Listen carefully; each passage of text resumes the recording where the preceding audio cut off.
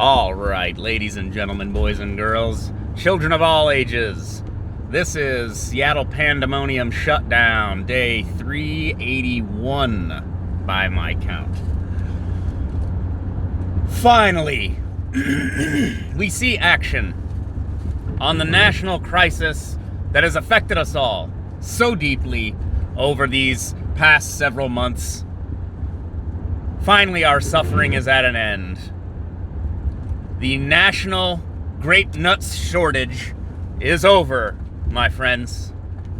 We've been through the dark winter, into the dark spring, and now our suffering has come to an end. The national grape nuts shortage is over. I'm not sure what to make of that crisis, except for the fact that I think I've eaten grape nuts like precisely once in my life, and I'm not even sure what a grape nut is.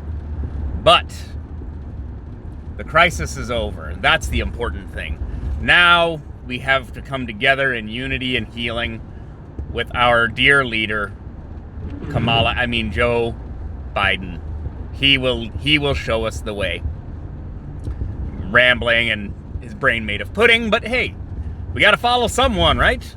It's a democracy.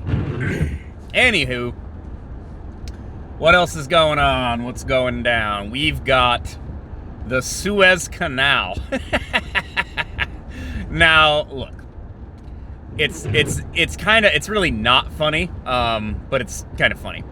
So, a super huge freight liner, I think it's called the Ever Peace, but the company that's running it is called Evergreen, something like that.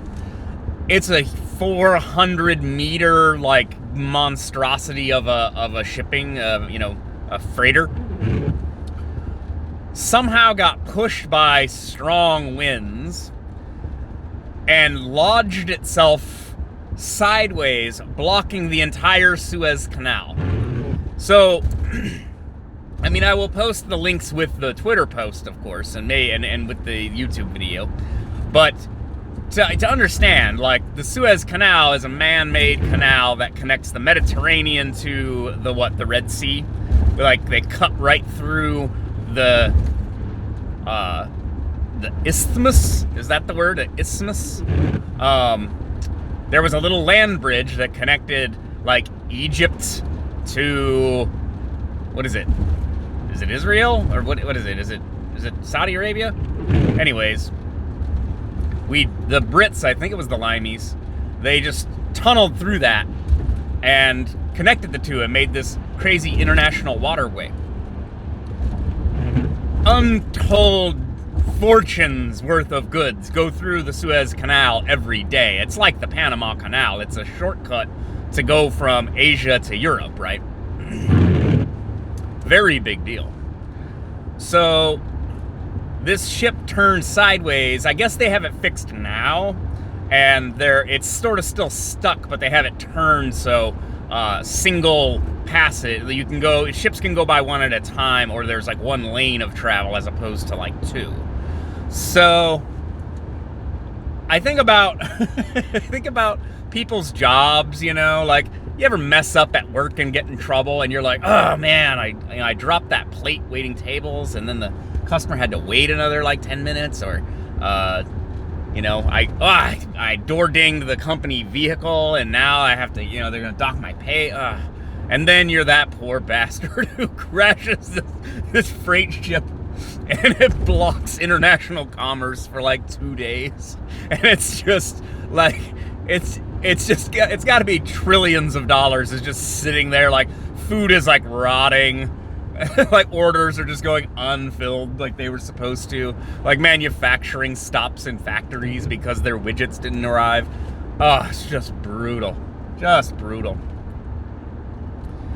So that's not funny. It's not funny, but it's funny. It's very, I would say, very on brand for 2020, but it's 2021, but maybe 2020 never really ended and everything's just terrible.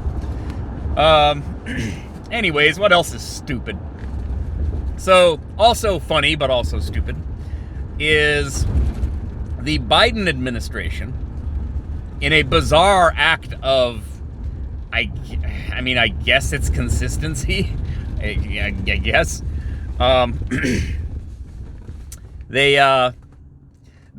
kicked a bunch of staffers out of the administration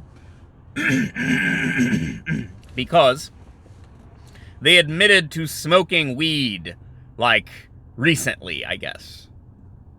And so they were, like, fired. Now, this is funny for a variety of reasons. On the one hand, the liberals were for legalizing marijuana since what? Since the hippies, since the 60s, right? You know, legalize it and all that, right? And not only that, Joe Biden's son Hunter is a druggy fuck-up who has pictures of himself not just doing marijuana. I'm assuming he was smoking some weed. He's smoking crack or meth or something. And he's fine. There's no criminal charges. Not that I would necessarily want them. That's not the point. The point is Biden's own son is a druggy fuck-up. And then they're firing staffers for admitting to having smoked weed sometime recently. Now, it is true that as a federal statute, that is illegal, despite what the states might say. Trump should have just rescheduled marijuana during his presidency. Missed opportunity.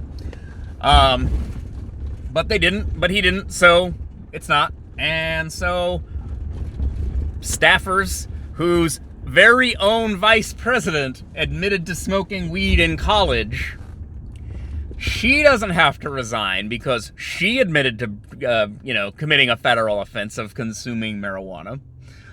But these lowly staffers do. It's just fantastic. I mean, good luck, homies. You know, you'll land somewhere. Maybe Starbucks or something. I don't know. Get those resumes out there. But it's just fantastic. It's the hypocrisy and the just like brazen selling out of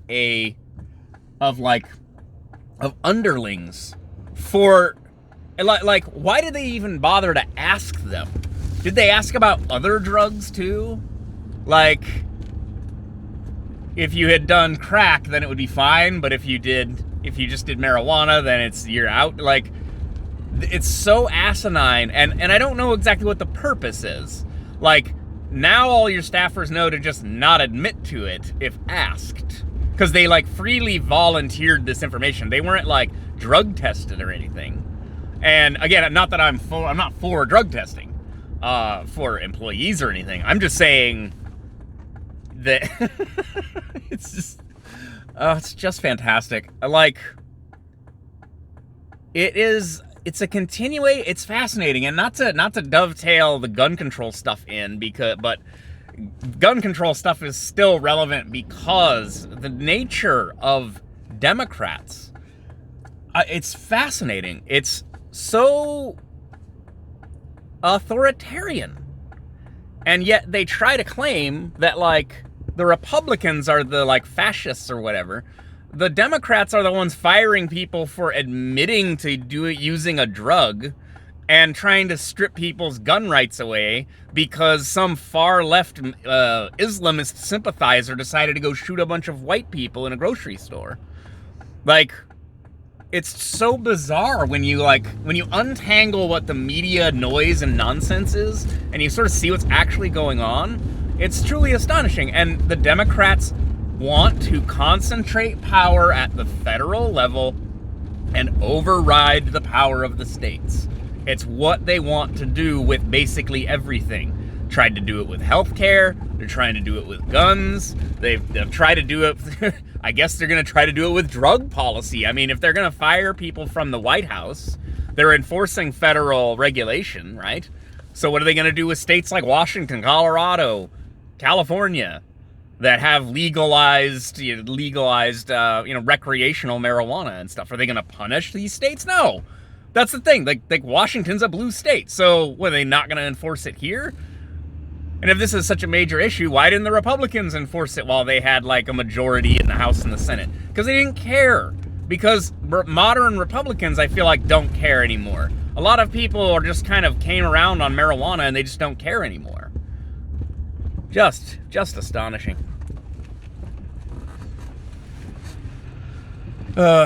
Grape nuts, the Suez Canal, and weed in the White House. All for a Wednesday. And more traffic in front of me. I'm gonna have to possibly change up my format a little bit when traffic starts to return to the levels it was in the before time, which could be quite awful. I mean, like, it could take me over an hour to drive this sort of same route to get where I'm going. And I've been doing it in like 20 minutes during the pandemic. Just sitting through, remember sitting through light cycles? Just lights would just turn green and you could just see it and you know you're not getting through it and you creep up and it feels like you get like 3 cars through a cycle. Remember the before times? Well, we will arrive back at that at some point. I'm not sure when. But every day that traffic gets quote unquote worse is actually a better day for America. Isn't that just awful? Isn't that just excruciating? You're like, ugh, more people in my way means more people going and doing things, which means more work is getting done, more commerce is being had, and as a consequence, more taxes are being raised to pay for the city to try to pay for the fact that the city's falling apart. Which, I guess if we defund the police, maybe we can fix all the broken things and it'll be okay for a little while. That's kind of the best I can do with that nonsense. Yeah. This grape nuts thing. So, see, yesterday we had Cereal Gate. Remember Topanga from Boy Meets World? Well, she married a guy. I don't know what this guy does, but he claimed he found Cinnamon Toast Crunch coated shrimp tails in his bag or box of Cinnamon Toast Crunch. And he posted the picture and added, you know, Kellogg's or Cinnamon Toast Crunch. I think Cinnamon Toast Crunch is its own Twitter brand. And they responded like, oh, we were so sorry, blah, blah, blah, blah, blah. And then, like, he posted another thing of, like, finding, like, a string in his bag of cereal. So that was Cereal Gate. Clearly was meant as a distraction from the grape nuts the grape nuts shortage. Clearly meant to distract from the return to normalcy and keep people, you know, in a state of despair because they don't know that grape nuts supply has returned to pre-pandemic levels, you know. This is that kind of disinfo and media manipulation I'm always talking about. This is how they mislead us and lead us away from the light and into the darkness. It's by distracting from things like grape nuts and promoting shrimp tails in Cinnamon Toast Crunch, which also is possibly slanderous to Cinnamon Toast Crunch if it's not real. I mean, you can't besmirch the good name of a beloved breakfast cereal in this country and get away with it, Buster. Not on my watch. Nice try, bucko. All right, the next few days are gonna suck for yours truly. I will talk to you guys later. Bye.